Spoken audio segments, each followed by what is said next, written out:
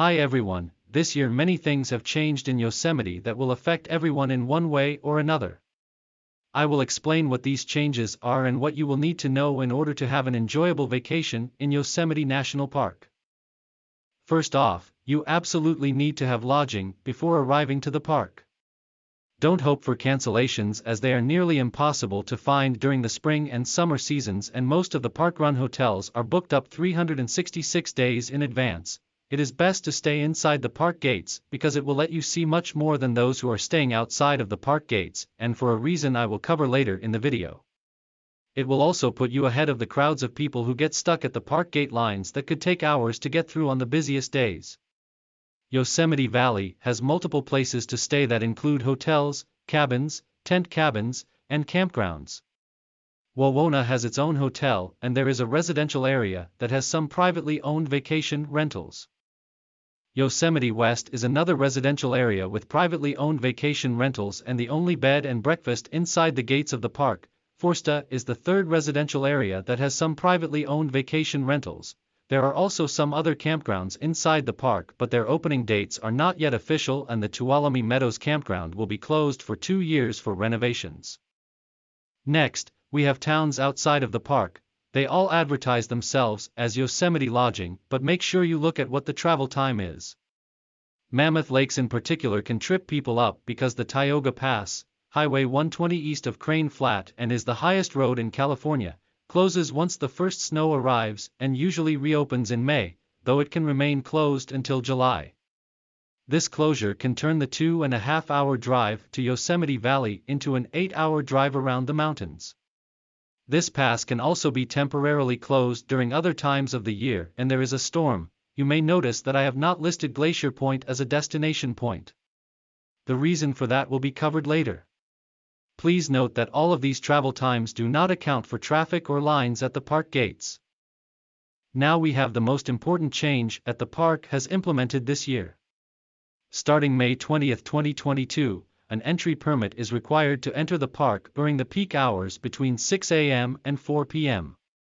This requirement will last until September 30, 2022. This is similar to how it was last year, but they have made it so you cannot drive through the park to get to the other side of the Sierras without a permit.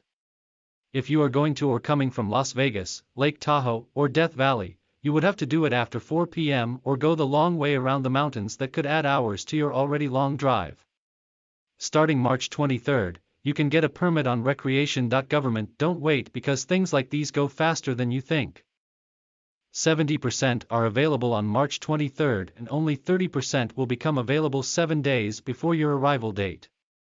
The permit is only good for 3 days inside the park, so you will need to get another permit if you are planning on spending more time inside the park.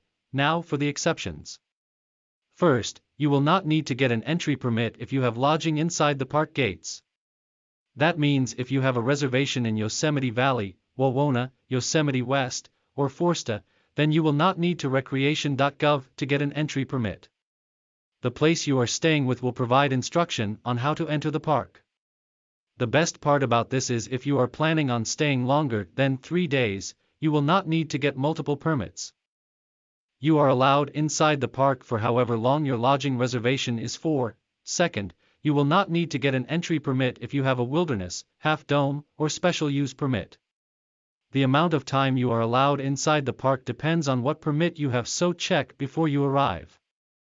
Third, you will not need to get an entry permit if you come into the park on the YRTS bus.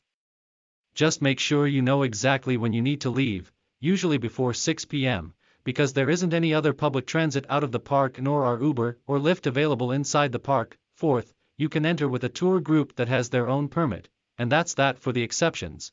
Please do not expect to easily get a permit. I have talked to many people, both locals and visitors, who were forced to recreate outside of the park or completely change their plans solely because they could not get a permit to enter the park. Please plan ahead. This year, there are many new closures. Glacier Point Road will be closed for rehabilitation until spring 2023, which means that it can only be accessed by hiking at least 10 miles and up 3,000 feet. Tuolumne Meadows Campground will be closed until 2024 or 2025, and as always, Tioga Road, which is Highway 120 east of Crane Flat, will be closed until the snow is cleared. It usually reopens in May, but it is dependent on how much snow the high country received. The best way to know what the current road conditions are in Yosemite is by calling 209-372-0200. Now, here are some tips from a Yosemite local. Wear good shoes that grip. Don't wear Vans or other shoes that are mostly flat with ripples or an octagon/diamond pattern. They do not prevent you from slipping.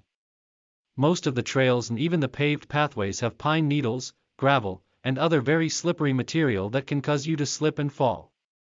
You can prevent this by wearing shoes that have grooves and bumps that will grab onto the ground and hold you in place.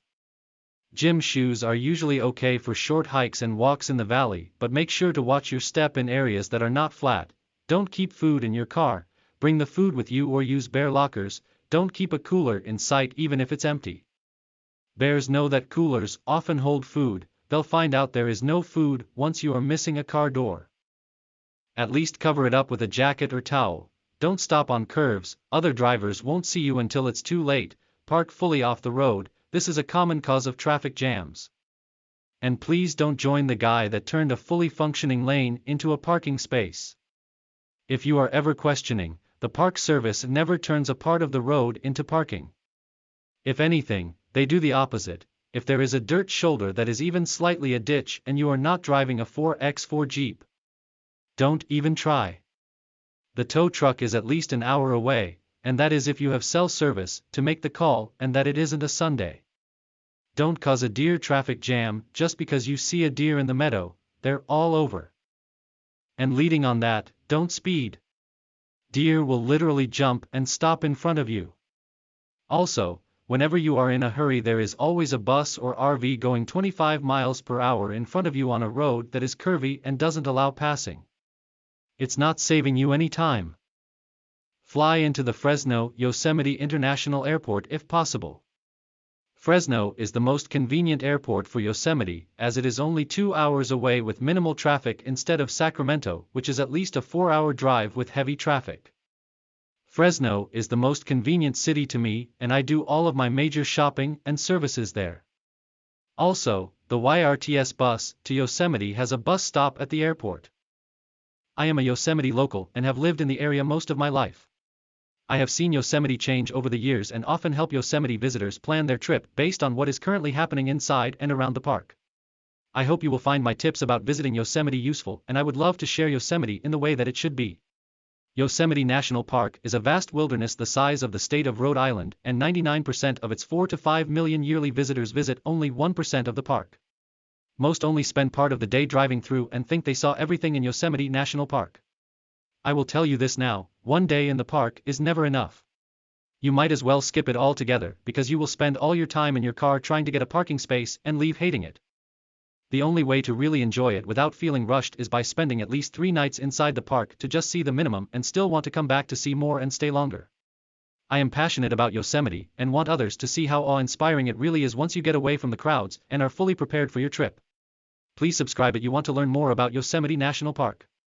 I hope you all have a wonderful day.